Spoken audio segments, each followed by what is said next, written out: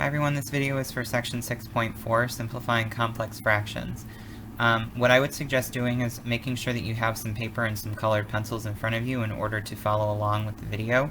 Or what I would also suggest doing is pausing the video right now and working on the problem that you see on the screen, and then playing the video in order to check your work. So to begin with this problem, we have a complex fraction, and it is called a complex fraction because notice that you have some sort of fractional representation in your numerator, or the top half of the fraction, and you also have some fractions that are located in the denominator of this fraction that we see created by this basically big fraction or division bar that I highlighted in red. So in order to clean this up, or to kind of collapse it and make it look a little bit nicer so that you just have one polynomial expression without any sort of rational representation in the top as well as in the bottom, is we're going to have to find a common denominator for the numerator that I'm highlighting in blue right now. And the denominator that you have in the numerator needs to match the denominator that you have in this denominator that I'm highlighting in green. So essentially what I'm going to do is I'm going to rewrite this problem a little bit so that everything looks like it's written as a fraction. So instead of 1, I'm going to have 1 over 1 minus an x over 1 minus 2 over x, and that rational expression is going to be all over a 6 over x squared plus 1 over x minus 1 over 1. And the reason for me doing this is now I want to take a look at each of the denominators that I'm going over in orange. So I want to look at the denominator. This is going to sound weird. I'm going to look at the denominator that's located in that numerator that I have in blue, and I'm going to look at that denominator that is in, well, the denominator of our complex fractions. So I'm looking here, and I'm looking here, and I want to make sure that they all match up.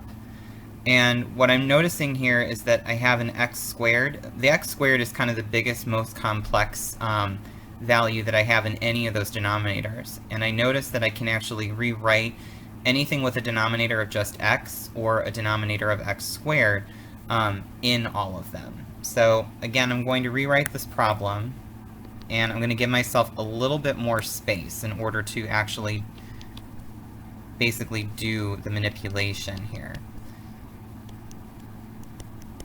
So bear with me while I set this up.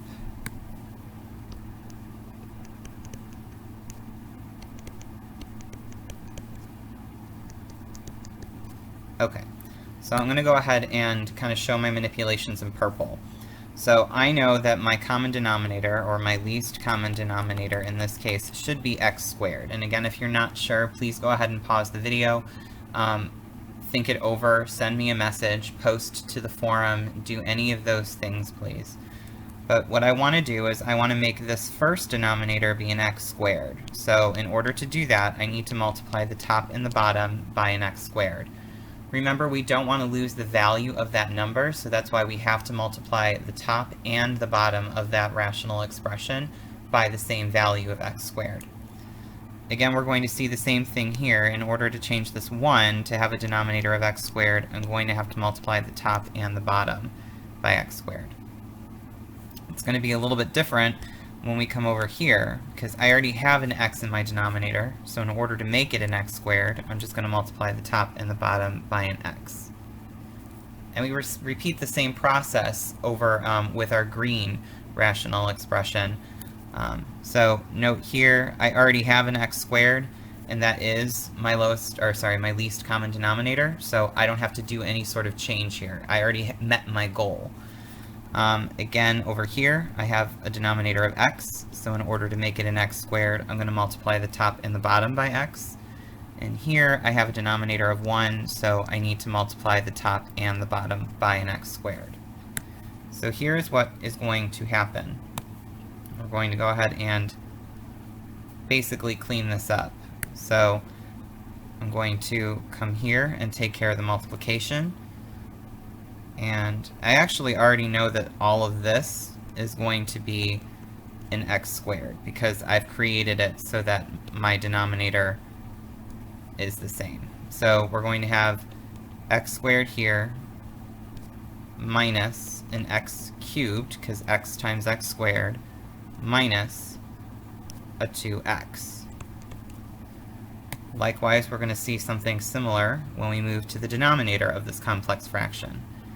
Again, we created it so that all of our denominators here are the same, when it's going to be x squared. We're going to have 6 plus 1 times x is just going to be x, and a minus 1 times x squared, so this is going to give us negative x squared. Okay?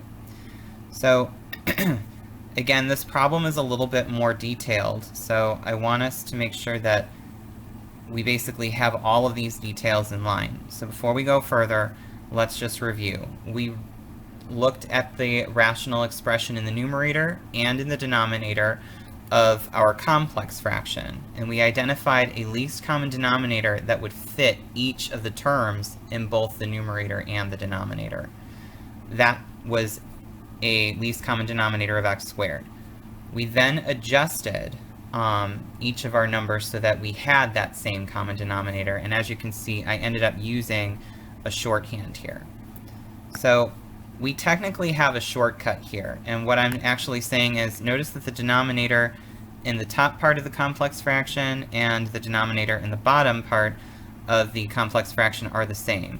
You can actually just cross them off and go about your business here. So then you would just be left with an x squared minus x cubed minus 2x on top, and then a 6 plus x minus x squared on the bottom. But let me give you a little bit more detail so that you just don't think that this is some sort of magical trick that you can just use. If you don't know why it works, then it sometimes ends up making things worse in terms of your understanding or the knowledge that you're acquiring. So let me show you that we can rewrite this problem that you're looking at here as a division problem instead. So I'm going to have x squared minus x cubed minus 2x all over x squared. And instead of the division bar that we have here, I'm going to change it into a division operation sign. Then we're going to have divided by 6 plus x minus x squared all over x squared. This brings us back to section 6.3 material, and actually our general knowledge of what to do when working with the division of fractions. Remember that we're going to skip the first rational expression. We are going to flip or take the reciprocal of the second rational expression, and this gives us a multiplication problem. Lo and behold, we see that we have an x squared in the bottom and an x squared in the top, so they automatically will cross each other out. So again, we can use that shortcut now if you feel comfortable.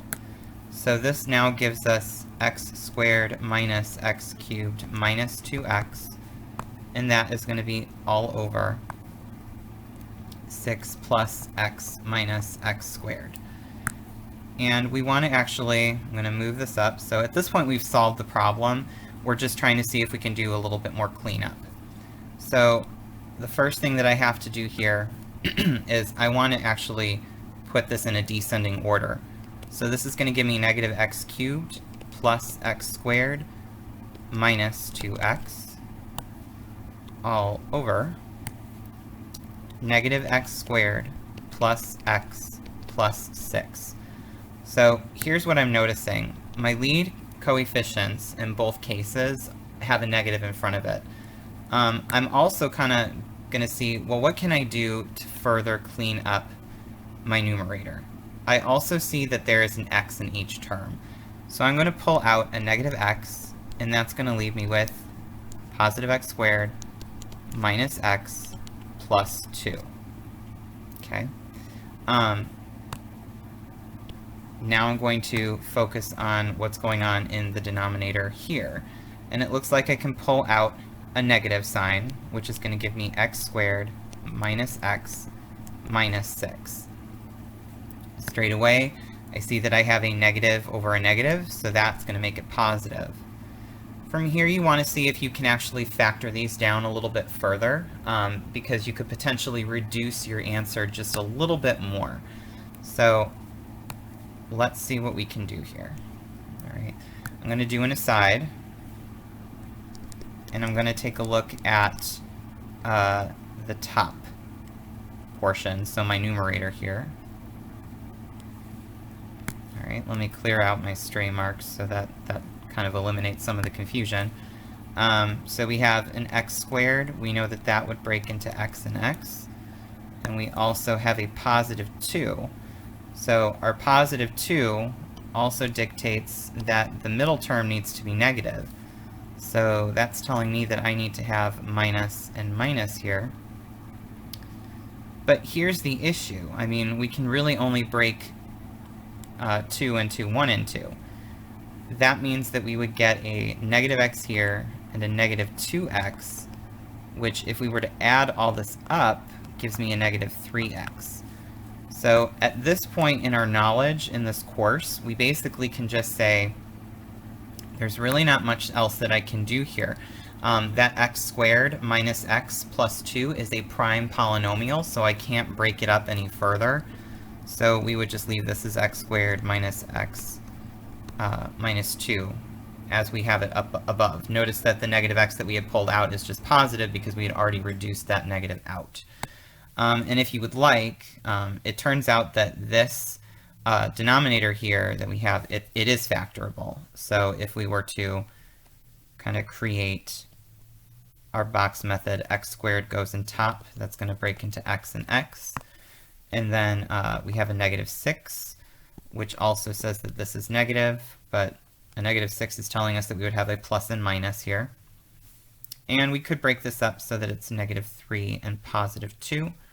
That's going to give me 2x. This is going to give me negative 3x. And if we add it up, we would just get negative x. So we can factor the bottom down, and this would be x plus 2 and an x minus 3. So in this case, nothing else is going to cancel out. We just factored it just to see. So you can present your answer as I have it circled here in gray. I hope this was helpful. If you do have any other questions, please let me know.